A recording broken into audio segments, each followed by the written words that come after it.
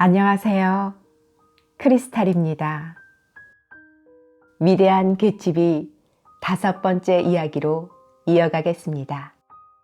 저의 낭독과 함께 편안히 휴식하며 잠들 수 있는 시간이 되시길 소망합니다. 구독과 좋아요, 알림 설정은 제게 큰 힘이 됩니다. 제5장 그날 밤 웨스트에그로 돌아왔을 때 나는 내 집에 불이 난 게 아닌가 하는 착각에 빠졌다. 새벽 2시였는데 집 주변 전체가 불빛으로 이글거렸다.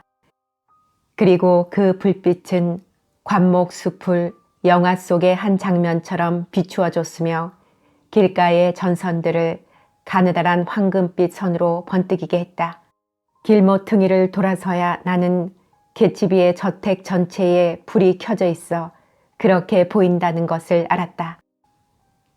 처음에 나는 무슨 파티라도 열려서 화려한 야회가 끝나고 놀이를 위해 개방된 것이라 생각했다.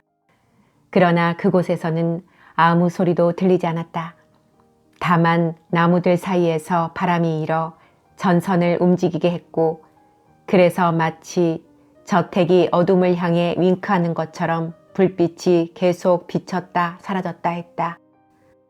내가 타고 온 택시가 부르릉거리며 사라질 때 나는 갯집이가 잔디밭을 가로질러 내게 걸어오는 것을 볼 수 있었다. 당신 저택은 정말 휘황찬란하군요. 내가 말했다. 그래요? 그는 얼빠진 모습으로 시선을 그쪽으로 돌렸다. 방들을 좀 살펴보고 오는 중이에요. 친구분, 지금 코니 아일랜드로 가는 게 어떻겠소? 너무 늦었는데요. 그렇다면 수영은 어떨까요? 여름 내내 한 번도 사용하지 않았거든요. 난 좀 자야겠어요. 그럼 좋습니다. 그는 자신을 진정시키며 나를 바라보았다. 베이커 양과 많은 이야기를 했습니다. 잠시 후에 내가 말했다. 내일 데이지에게 전화를 걸어 이곳에서 저녁이나 함께 하자고 할까 합니다만, 그거 괜찮지요. 그는 관심 없는 듯 말했다. 그렇지만 난 당신에게 폐를 끼치고 싶지 않아요. 몇 시쯤이 좋을까요? 당신은 언제 시간이 있나요? 그는 재빨리 내 말을 고쳐 말했다. 다시 말하지만 난 당신에게 부담을 주고 싶지가 않아요. 모레가 어떨까요? 그는 잠시 생각하더니 주저하며 말했다. 그날은 잔디를 깎으려고 하는데. 우리는 잔디밭을 내려다보았다. 내 집에 볼품없는 잔디밭이 끝난 곳에 선명하게 선이 그어져 그 지점부터 진초록의 손질이 잘 된 그의 잔디밭이 시작되고 있었다. 나는 그가 내 잔디밭을 두고 하는 말이 아닌가 하고 생각했다. 다른 일도 있어요. 그는 애매하게 말을 하다가는 망설였다. 그럼 며칠 후로 연기할까요? 내가 물었다. 그런 게 아니에요. 최소한. 그는 어쩔 줄 몰라 하며 말을 잇지 못하고 더듬거렸다. 그런 게 아니고 난 생각했어요. 나 좀 보세요. 친구분. 당신은 수입이 넉넉하진 못하죠. 그렇게 넉넉하지는 않지요. 이 말이 그를 안심시킨 듯 했다. 그는 조금 전보다 한결 자신 있는 목소리로 말을 계속했다. 수입이 넉넉하진 않을 거라고 생각했어요. 이건 신뢰가 되는 말일지도 모르지만 나는 일종의 부업으로 장사를 좀 하고 있어요. 그래서 생각해 보았는데 만일 수입이 별로 좋지 못하다면 채권 매매를 해보는 게 어떨까요? 좋지 않을까요, 친구분? 안 그래도 그 일을 하려고 준비하고 있어요. 흥미로울 겁니다. 별로 시간을 빼앗기지 않으면서 괜찮은 수입을 올릴 수 있죠. 그런데 그건 보안 유지가 아주 중요해요. 지금에야 깨달은 것인데 만약 다른 상황이었더라면 그 이야기는 내 인생을 바꿀 사건이 되었을지도 모르는 것이다. 그러나 당시 그 제안은 형식적인 것이었으므로 나로서는 그 자리에서 깨끗하게 거절할 수밖에 없었다. 난 지금 하고 있는 일도 힘에 벅찹니다. 내가 말했다. 고맙지만 더 이상 다른 일에 신경 쓰기 싫어요. 울부심 씨와 사업상 관계를 맺어야 하는 건 아니에요. 분명히 그는 앞서의 점심 식사 때 언급된 거래선이라는 말 때문에 내가 물러선 것이라고 생각한 모양이었다. 그래서 나는 그가 잘못 생각한 것이라고 말해주었다. 그는 내가 이야기를 계속하기를 바라면서 잠시 더 기다렸다. 그렇지만 나는 내 생각이 너무 강했기 때문에 거기에 응하질 못했다. 그러자 그는 하는 수 없이 집으로 돌아갔다. 그날 밤 나는 마음이 개운하고 즐거웠다. 나는 현관문을 들어서자 곧 깊은 잠에 빠져들었다. 그래서 나는 개츠비가 코니 아일랜드로 갔는지 아니면 자택에 불을 현란하게 켜놓고 몇 시간 동안이나 방들을 살펴보았는지 모른다. 다음날 아침 나는 사무실에서 데이지에게 전화를 걸어 만찬에 초대했다. 그런데 톰은 데리고 오지 마. 나는 그녀에게 주의를 주었다. 뭐라고요? 톰은 데려오지 말라고. 톰이 누군데요? 데이지는 순진하게 물었다. 데이지를 초대한 날은 비가 억수같이 퍼부었다. 11시쯤 우의를 입은 한 남자가 제초기를 끌고 와서 현관문을 두드렸다. 그러고는 개치비가 우리 집 잔디를 깎으라고 보냈다는 말을 덧붙였다. 그때 내가 핀란드인 가정부에게 일하러 오라고 말한다는 걸 그만 깜빡한 것이 생각났다. 그래서 나는 빗물이 깨끗이 씻겨내린 골목길을 정신없이 돌아다니던 끝에 그녀를 찾아냈다. 그러고는 약간의 컵과 레몬과 꽃을 사기 위해 차를 몰고 웨스트에그 마을로 갔다. 그러나 내가 사온 꽃은 잠시 후 필요가 없게 되었다. 2시가 되자 개츠비의 저택으로부터 꽃을 담은 수많은 용기와 화분 하나가 도착했기 때문이다.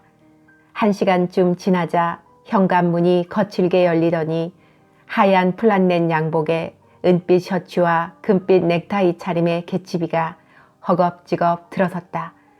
그의 얼굴은 창백했고 특히 눈이 피곤해 보였다. 모든 게 잘 됐나요? 그는 들어서자마자 물었다. 잔디 얘기라면 잘 됐습니다. 잔디라고요? 그는 멍청하게 묻더니 이내 아, 마당의 잔디 말이군요.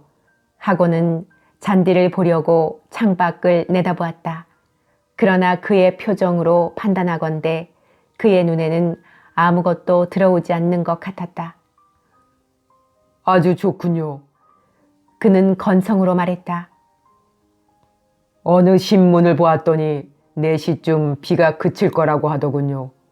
전을 지었던 것 같아요. 그런데 필요한 건 모두 준비됐나요?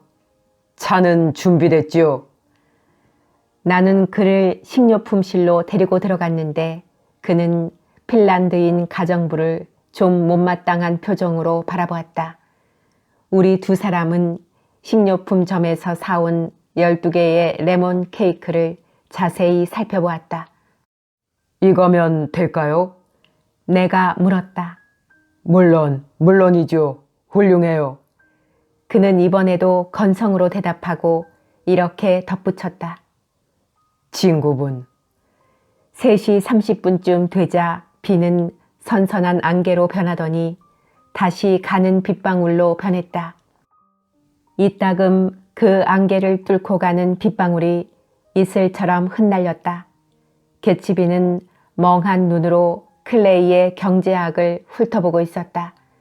그러면서 부엌에서 핀란드인 가정부가 마룻바닥이 흔들리게 걷는 발소리에 놀라기도 하고 마치 밖에서 충격적인 사건이 벌어지고 있기라도 한 듯이 가끔 흐릿한 창문 쪽으로 시선을 보내기도 했다.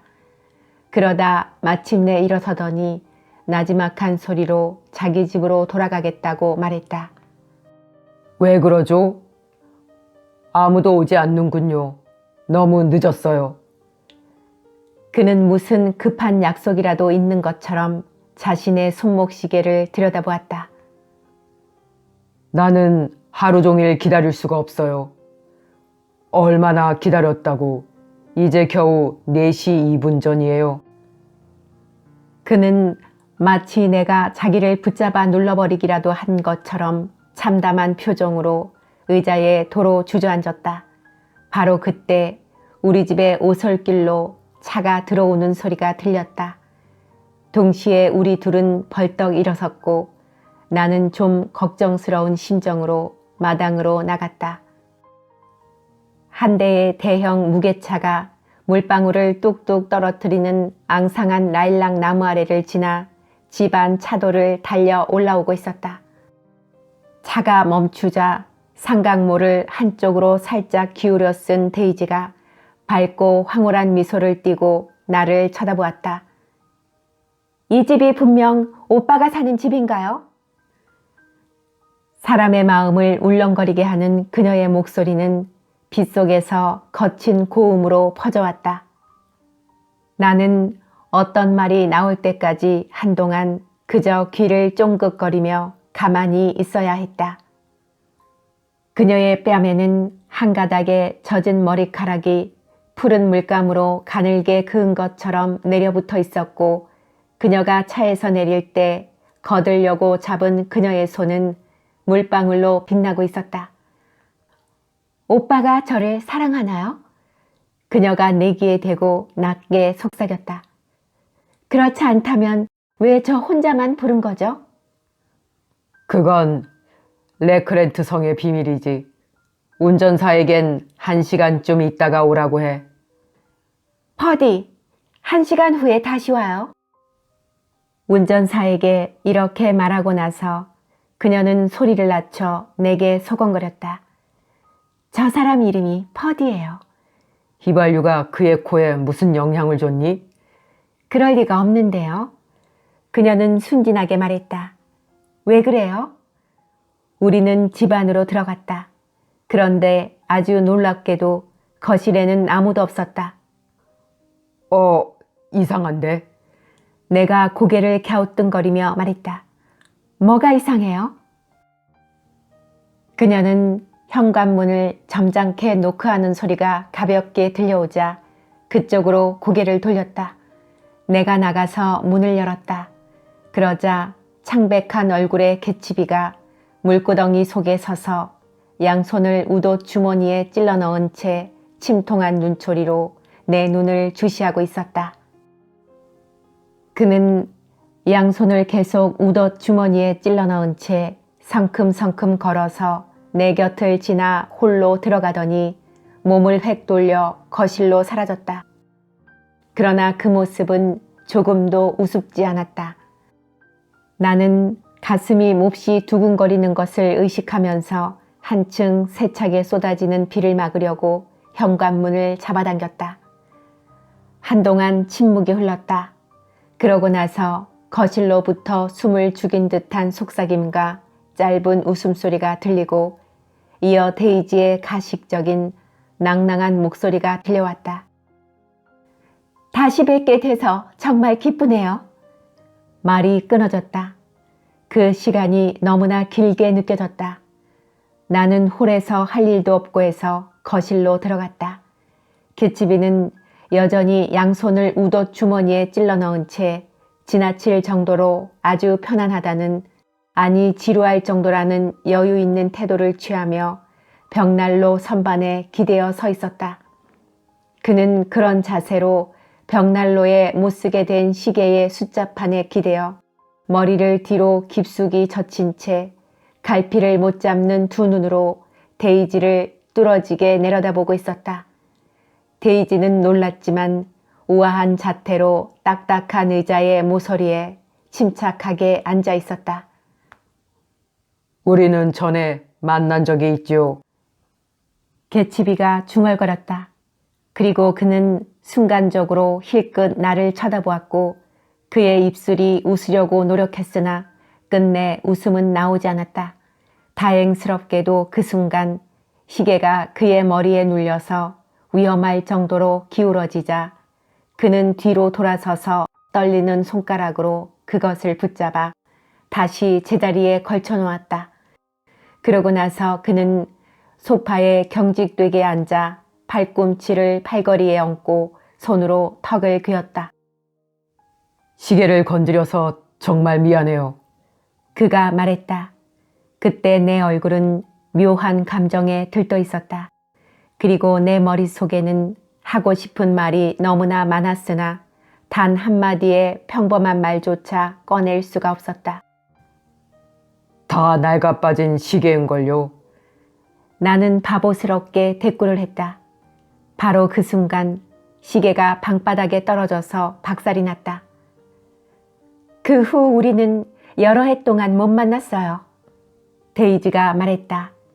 그녀의 목소리는 더할 수 없이 침착했다. 다가오는 11월이면 5년째가 됩니다. 개치비가 한 이 대답의 어투가 우리로 하여금 또다시 최소한 1분간은 말을 중단하게 만들었다.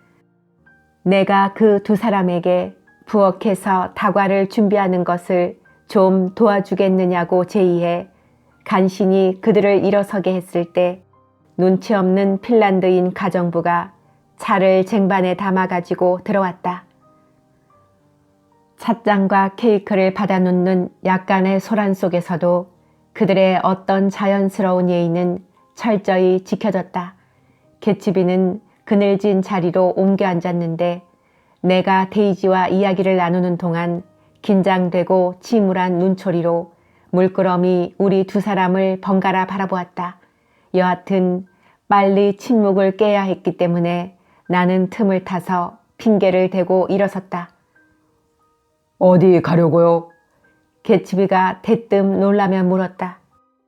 곧 돌아올게요. 잠깐 드릴 말씀이 있어요. 그는 허겁지겁 내 뒤를 따라 부엌으로 들어오더니 문을 닫고는 풀이 죽어 귓속말로 말했다. 어쩌면 좋지요? 왜 그래요? 이건 굉장한 실수예요. 그는 고개를 설레설레 내저으며 말했다. 이건 엄청난 실수라고요. 아니, 지금 당신은 단지 당황한 거예요. 그리고 나는 다행스럽게도 이렇게 덧붙였다. 데이지 역시 당황하고 있어요. 그녀도 당황했다고요? 그가 믿어지지 않는다는 듯이 되물었다. 당신만큼 데이지도 당황하고 있어요. 그렇게 큰 소리로 말하지 말아요. 꼭 어린아이처럼 행동하는군요. 나는 참다 못해 짜증을 냈다. 뿐만 아니라 당신은 정말이지 예의가 없군요. 데이지가 저 방에서 혼자 앉아 있지 않습니까? 그는 한 손을 들어 내 말을 막았고 영원히 잊을 수 없는 책망하는 눈초리로 나를 바라보고는 조심스럽게 문을 열고 그 방으로 되돌아갔다. 나는 30분쯤 전에 개치비가 불안스럽게 집을 한 바퀴 돌았을 때와 똑같은 모습으로 뒷길로 빠져나가 마디가 울퉁불퉁한 거대하고 검은 나무를 향해 달려갔다. 빽빽한 나뭇잎들이 비를 막아주는 덮개구시를 해주었다. 비는 또다시 억수같이 퍼붓고 있었다.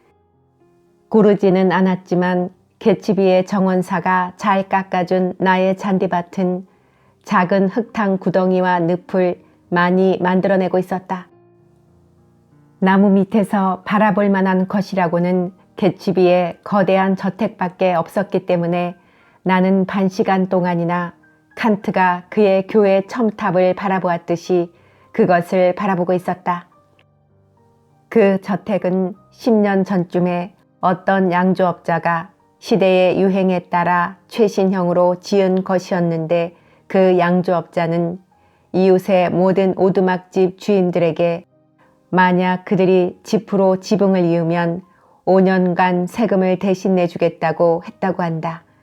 그러나 그들의 거절로 한 가문을 창립하려던 그의 계획은 좌절되었고 그의 가문은 몰락해버렸다.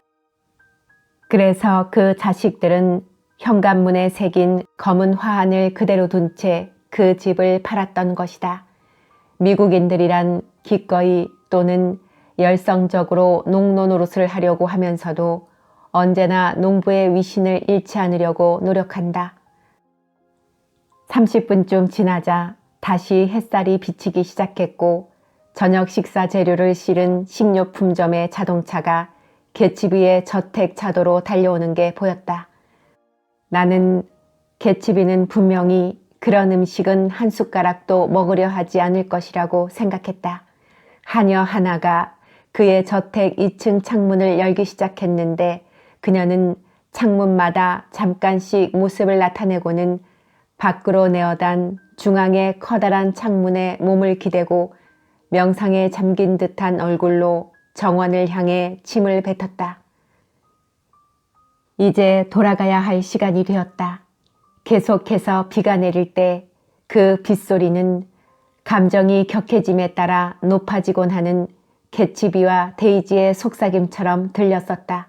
그러나 비가 그친 뒤에 새로운 고요함에 빠져들자 그 고요함이 집안에까지 깃든 것 같이 느껴졌다. 난로를 넘어뜨릴 뻔한 소리를 내는 등 부엌에서 가능한 한 모든 시끄러운 소리를 낸 연후에 나는 거실로 들어갔다. 그러나 그들이 그 어떤 소리도 들었으리라고는 생각지 않는다. 두 사람은 긴 의자 양끝에 앉아 서로 마주보고 있었다. 마치 무슨 질문이 오고 갔거나 또는 그것이 허공에 떠 있는 것 같았으나 조금 전에 그 당황의 흔적은 보이지 않았다. 데이지의 얼굴은 눈물로 얼룩져 있었는데 내가 들어서자 그녀는 자리에서 일어나 거울 앞으로 다가가서는 손수건으로 얼굴을 닦기 시작했다. 한편 개치비에게는 놀랄만한 변화가 있었다.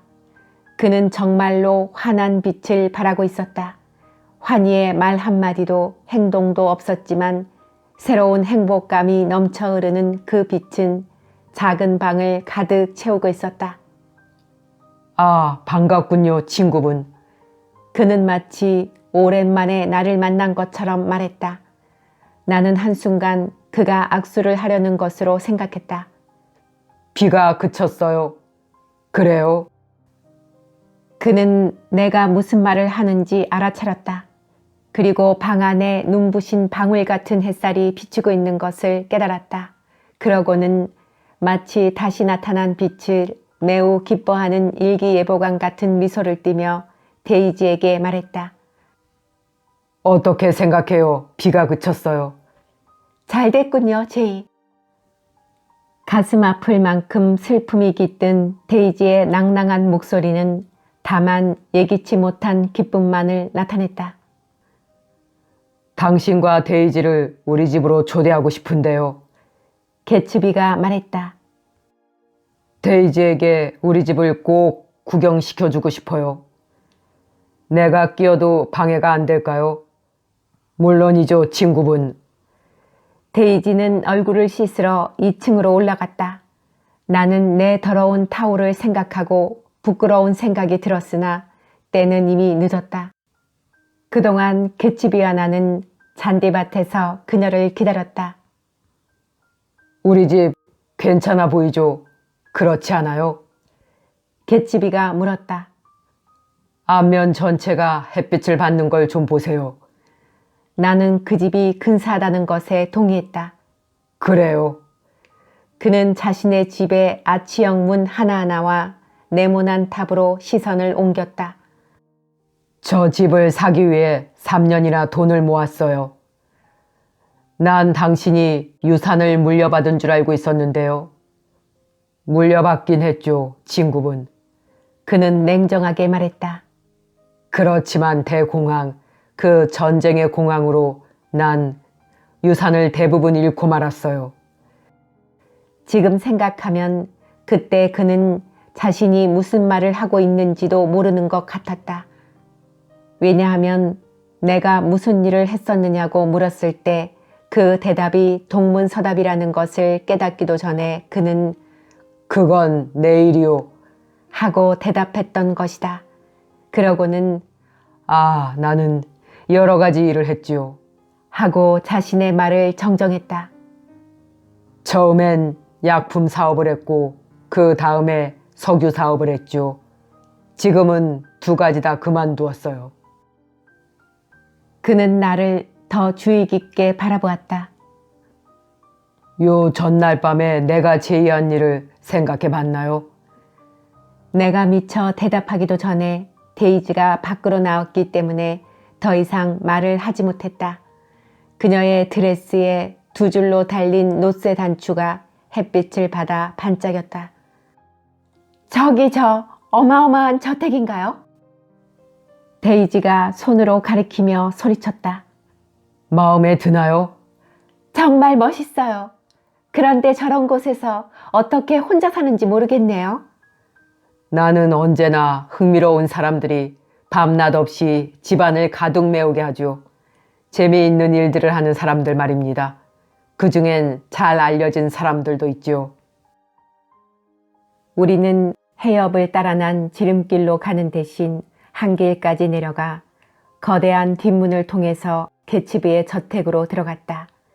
데이지는 푸른 하늘을 배경으로 한 봉건 시대풍 건물의 검은 윤곽을 여기저기 살펴보면서 감탄했다.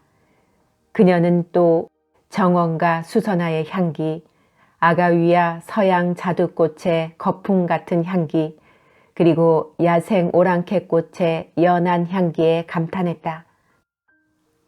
집 앞 대리석 계단에 이르렀는데도 현관 안팎에 인적이 보이지 않고 새소리밖에 들리지 않는 것이 이상했다. 나는 집 안으로 들어가 마리 앙뚜아네트 음악실과 왕정 복고 시대풍의 객실들을 서성거리다가 비로소 그 이유를 알았다. 모든 손님들은 긴 의자와 테이블 뒤에 숨어서 우리가 지나갈 때까지 숨을 죽이고 가만히 있으라는 지시를 받았던 것이다. 개츠비가 머튼 대학 도서실의 문을 닫았을 때 나는 분명히 그 올빼미 눈 같은 안경을 낀 남자가 유령 같은 기분 나쁜 웃음을 터뜨리는 소리를 들은 것 같았다. 우리는 2층으로 올라가 새꽃으로 생기가 돌고 장밋빛과 라벤더빛 비단으로 감싸인 침실들과 화장실, 그리고 당구장을 지나 욕조가 움푹 들어간 욕실들을 둘러보았다. 그 다음 어떤 방으로 들어가자 머리가 헝클어진 남자가 파자마 바람으로 방바닥에서 간장 운동을 하고 있었다. 그는 하숙생이라는 별명을 가진 클립스 프링어였다. 나는 그날 아침 해변가에서 할 일 없이 서성거리고 있는 그를 보았었다. 마침내 우리는 침실과 욕실 그리고 애덤식 서재가 갖춰진 개츠비의 처소로 가서 그가 벽장에서 꺼내온 샤트르즈 주를 한 잔씩 마셨다. 개츠비는 잠시도 데이지에게서 눈을 떼지 않았다. 그는 자신의 집에 있는 모든 물건을 데이지의 아름다운 두 눈에 비치는 반응에 따라 재평가하고 있는 것 같았다. 때때로 그는 데이지가 자기 눈앞에 실제로 와 있는 이 놀라운 상황에서는 자신이 소유하고 있는 물건 따위는 이제 하나도 현실감이 없다는 듯이 멍하게 둘러보곤 했다. 그러다가 한 번은 계단에서 굴러떨어질 뻔하기도 했다. 그의 침실은 모든 방 가운데 가장 수수했다. 다만 경대가 순금째 화장 세트로 장식되어 있는 것을 빼고는. 그 앞에서 데이지는 아주 좋아하며 빗을 집어들어 머리를 빗었고 그러는 동안 개츠비는 의자에 앉아 두 눈을 가리고 웃음을 보였다. 이건 이만저만 이상한 일이 아니군요, 친구분. 그는 들떠서 유쾌하게 말했다. 나는 애를 써도 저렇게 할 수 없거든요. 그는 이제 2가지 과정을 거쳐서 3번째 과정으로 접어들고 있는 것이 분명했다. 당황함과 이유 없는 환희를 거쳐 이제는 데이지가 눈앞에 있는 데 대한 놀라움으로 어리둥절해하고 있었다. 그는 아주 오랫동안 이렇게 되리라는 생각만을 해왔고 처음부터 끝까지 꼭 이렇게 되리라고 상상해왔다. 말하자면 상상조차 할 수 없을 정도로 이를 악물고 기다려왔던 것이다. 이제 그는 그 반동으로 태엽을 너무 감아놓은 시계처럼 천천히 풀리고 있었다. 금방 다시 정상을 되찾은 그는 우리에게 양복과 화장 가운과 넥타이가 가득 차 있고 벽돌이 차곡차곡 쌓인 것처럼 셔츠가 수북이 쌓인 2개의 커다란 특허품 옷장을 열어 보여주었다. 나는 영국에 내 옷을 사서 보내주는 사람을 하나 정해놓고 있는데 봄, 가을이면 매번 최신 유행 옷을 골라 내게로 보내주지요. 그는 셔츠 더미 속에서 셔츠를 꺼내 우리 앞으로 하나씩 던졌다. 그러자 개켜져 있던 리넨, 두꺼운 비단, 곱게 짠 프란넬 셔츠들이 펼쳐지면서 형형색색의 색깔로 테이블을 뒤덮었다. 우리가 감탄하는 가운데 그는 다른 한 더미의 셔츠들을 꺼내 테이블 위에 올려놓았다. 산호색, 풋사가의 녹색, 라벤더색, 그리고 연한 오렌지색 바탕의 줄무늬, 소용돌이 무늬, 체크무늬가 있는 셔츠들이었다. 갑자기 데이지가 그 속에 머리를 파묻고는 흥분한 소리로 격렬하게 울어대기 시작했다. 정말 아름다운 셔츠들이네요.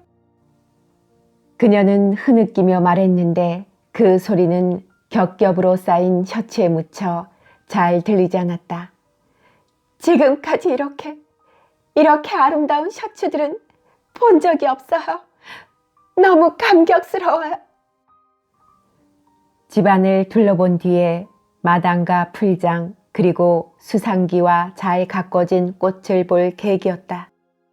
그러나 밖에 다시 비가 내리기 시작해 우리는 나란히 서서 파도 치는 바다를 바라보고 있었다. 안개만 끼지 않았더라면 만 건너에 있는 당신 집도 볼 수 있을 텐데. 개츠비가 말했다. 당신의 부두 끝에는 밤새 녹색 등이 켜져 있더군요. 데이지는 개츠비의 겨드랑이에 자신의 팔을 끼웠다. 그런데 그는 조금 전에 자신이 한 말에 신경을 쓰고 있는 것 같았다. 어쩌면 그 등불의 의미심장함이 이제는 완전히 사라져버렸다는 생각이 그의 머릿속에 문득 떠올랐는지도 모른다. 데이지로부터 자신을 떼어놓고 있던 먼 거리에 비하면 그 불빛은 데이지에게 아주 가까이 거의 닿을 것 같이 보였던 것이다. 이제 그것은 다시 부두의 한 녹색 등불이 되어버렸다. 그가 마음속에 가지고 있던 매력적인 대상 하나가 사라진 것이다. 나는 희미하게 드러난 여러 물건들을 살펴보며 어둑어둑한 방안을 거닐기 시작했다. 개츠비의 책상 너머 벽에는 요트복 차림에 나이가 꽤 들어 보이는 남자 사진이 걸려 있었는데 이상하게도 그것이 내 눈길을 끌었다. 저 사람은 누군가요? 저 사람 말입니까?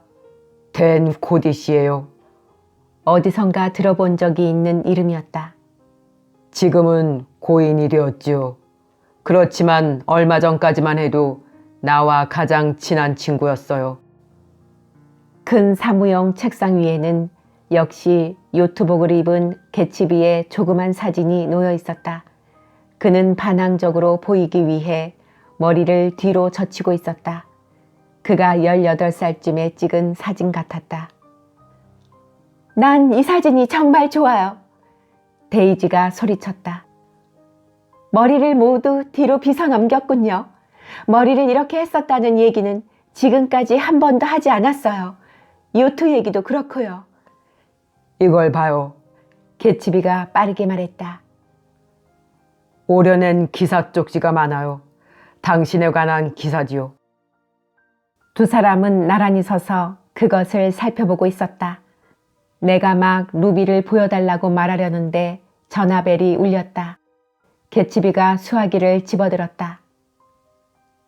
네, 글쎄요. 지금은 말할 수 없네요.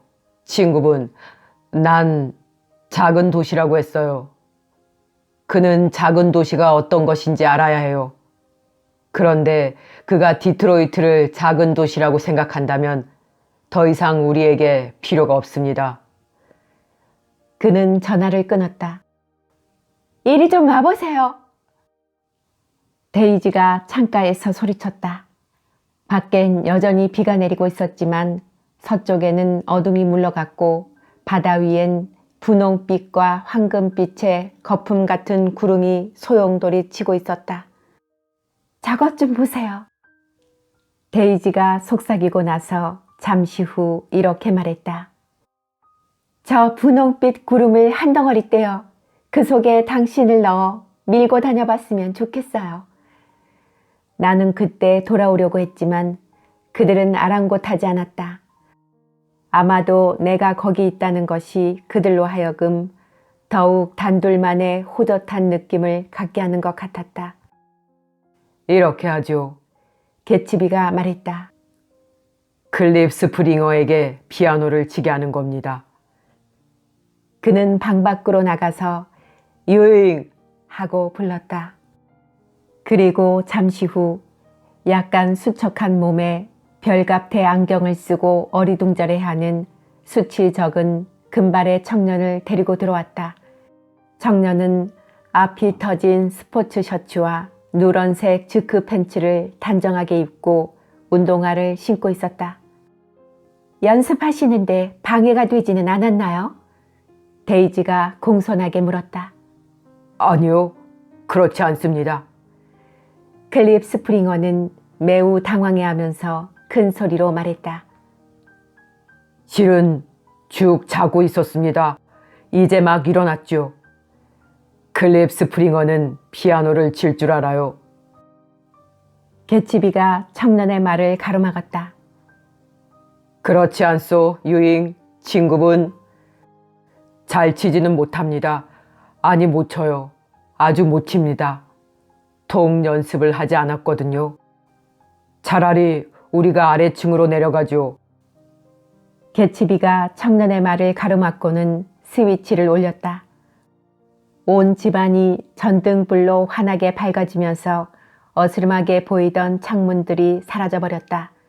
음악실에 들어서자 개치비는 피아노 옆에 외로이 있는 전등을 켰다. 그는 떨리는 손으로 성냥을 켜 데이지의 담배에 불을 붙여주고는 구석에 있는 긴 의자에 그녀와 함께 앉았다. 거기에는 홀에서 스며드는 불빛으로 반사된 마룻바닥의 빛을 제외하고는 빛이라곤 전혀 없었다. 클립 스프링어는 사랑의 보금자리를 연주한 뒤 의자에서 몸을 돌려 어정쩡한 표정으로 어둠 속에서 개치비를 찾았다. 연습을 전혀 하지 않았습니다. 연주를 잘 못한다고 했죠. 통 연습을 하지 않아서. 더 말하지 말아요, 친구분. 개치비가 명령했다. 음악을 계속 들려주세요. 아침에도 저녁에도 우리는 즐겁지 않네. 밖엔 바람소리가 요란했고 해협을 따라 약한 천둥소리가 울려 퍼졌다. 그 무렵 웨스트에그에는 온통 불이 켜지고 있었다. 전동차는 사람들을 싣고 뉴욕으로부터 빗줄기를 뚫고 오면서 속력을 내고 있었다. 사람들에게 큰 변화가 일어나는 시간이라 공기 속에도 온통 흥분이 일고 있었다. 한 가지만은 분명하기에 더 분명한 것은 없네. 부자는 더욱 부자가 되고 가난한 사람은 자식들만 얻네. 그러는 동안 그러는 사이에 내가 작별 인사를 하러 갔을 때 개치비의 얼굴에는 또다시 그 당황한 표정이 떠올랐다. 마치 현재 자신의 행복에 금이 생기기라도 한 것처럼 거의 5년 만의 만남이었던 것이다. 그러나 그날 오후에 데이지가 그의 꿈을 중간에 깨뜨리는 순간들이 있었을지도 모른다. 그녀 자신의 잘못 때문이 아니라 그가 꿈꾸는 환상의 열기 때문에 말이다.